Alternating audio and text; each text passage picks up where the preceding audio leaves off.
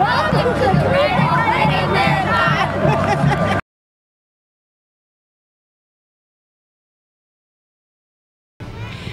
Well, it's springtime, but we happen to be in Cleveland Browns Stadium, if you can imagine that, right in the middle of maybe the 50-yard line. And we're here with Ann Audain. And Ann, you have a special place in the heart of the Cleveland Marathon, which is what has brought us here. You won the 10K 7 times.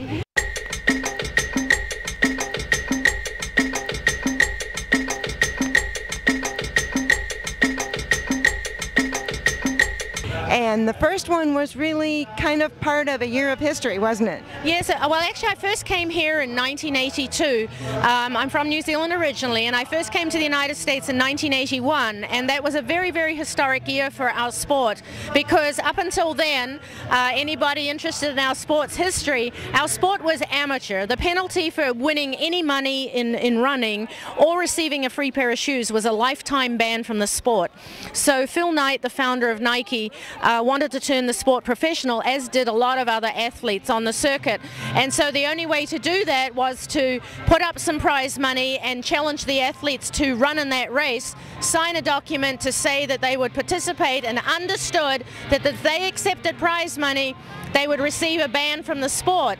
So I'd only been in the nation 3 months, and I was 25 years old, and I went to that race because I believed in the stand, and I ended up winning it.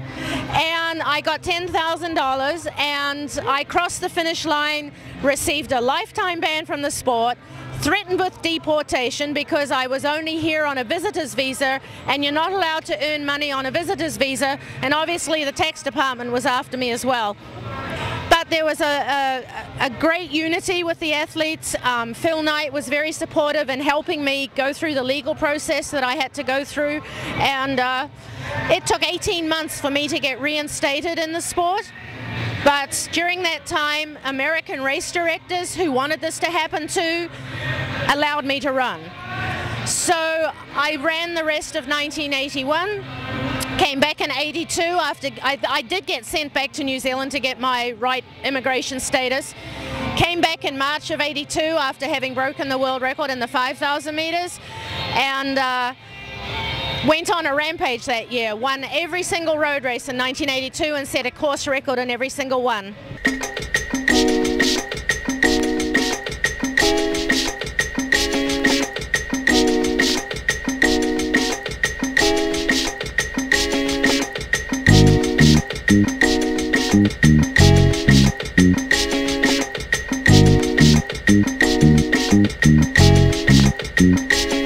A course record too. Now this was 12 races we're talking about. Yes. What were some of those races? Bloomsday in Spokane, Boulder. It was called the Revco here. Now, of course, it's the Rite 10K. Bonnie Bell, which is now the Tufts 10K for women. Oh, good heavens. Peachtree. I won Peachtree that year. So, yeah, all the big ones. And you set a course record. Wow. Who were some of the other contenders that year? What are some of the names? Who are some of the people you beat? Well, and from the New Zealand side, it was Alison Rowe. She just won Boston. Lorraine Moller, obviously a famous marathoner for us.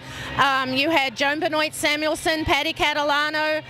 Oh, I mean, it just goes on. We had such an era of so many talented athletes from all over the world. Wendy Sly from England, Monica Joyce, Regina Joyce from Ireland, Lynn Williams from Canada, Lisa Ondieki from Australia. I mean, it was a huge circuit of women then. That's an amazing list of people. Wow. Mary Decker-Slaney, Greta White. Sadly, Greta just passed away. Ingrid Christensen from Norway. I mean, yeah, quite an era. It was an era.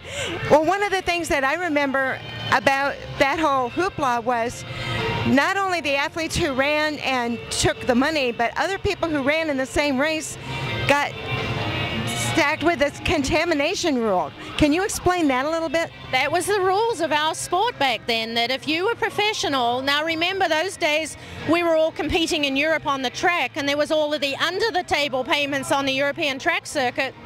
So a lot of the male athletes were definitely getting paid. The female athletes struggled more because the distances weren't there for us.